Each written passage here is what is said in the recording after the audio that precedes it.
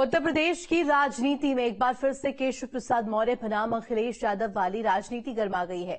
पिछले कुछ समय से केशव प्रसाद मौर्य के तेवर बदले हुए थे।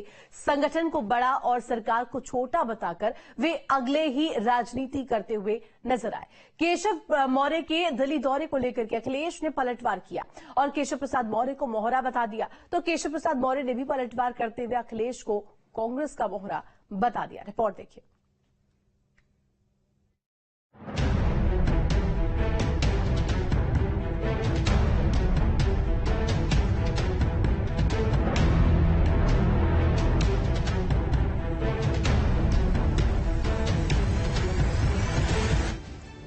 कभी मॉनसून ऑफर तो कभी वाईफाई का पासवर्ड, ये कुछ ऐसे शब्द हैं जिनके आगे यूपी की सियासत चौतरफा घूम रही है।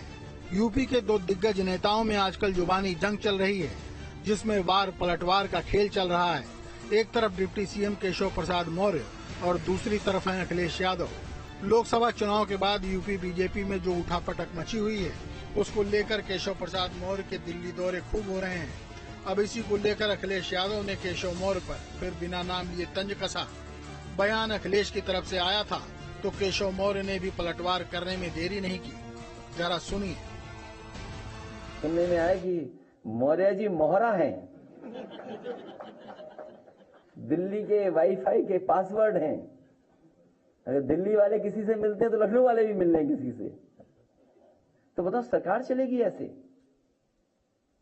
क्या सरकार चलेगी बताओ? अखिलेश यादव जी पिछड़ों के, दलितों के सदा विरोधी रहे हैं और वह स्वयं कांग्रेस पार्टी की मुहरा है। ये कोई पहली बार नहीं है जब दोनों के बीच जुबानी जंग चल रही हो। अखिलेश यादव कभी कभी एक्स पर पोस्ट कर भी कुछ ऐसा ही लिख देते हैं जिससे सियासी भूचाल आ जाता है। वार पलटवार का ये खेल केवल जुबानी नहीं है, ये सोशल मीडिया में भी चलता रहता है। अखिलेश ने एक्स पर पोस्ट कर मानसून ऑफर दिया तो केशव प्रसाद मौर्य ने भी इसका फौरन ही जवाब दिया। हालांकि बीजेपी इस जुबानी जंग को लेकर अखिलेश पर ही हमलावर है। सपा सुप्रीमो अखिलेश यादव ने जिस तरह से उत्तर प्रदेश के डिप्टी सीएम केशव प्रसाद मौर्य को कहा कि वो केंद्र का मोहरा है, हंसी आती है।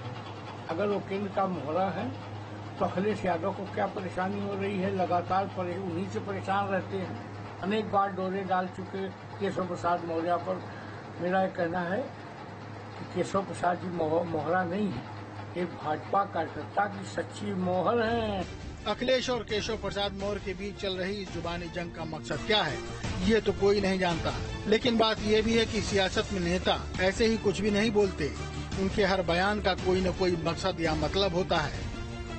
अखिलेश का टारगेट बिल्कुल सधा हुआ है कि ज्यादा से ज्यादा पिछड़ों को अपने साथ लाना है, इसलिए वो बहुत चुभते हुए हमले करते हैं और जो बीजेपी के पिछड़े वर्ग के नेता हैं उनको कमजोर करने की उनकी रणनीति है। इसीलिए पहले केशव मौर्य को स्टूल मंत्री बताया गया, यानी कि कोशिश ये है कि बीजेपी में पिछड़े वर्ग की उपेक्षा है, पिछड़े वर्ग का कोई सम्मान नहीं है और उसका प्रतीक बना रखा उन्होंने केशव मौर्य को।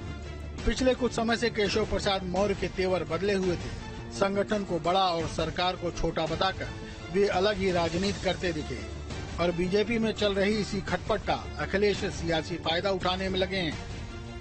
Team news state.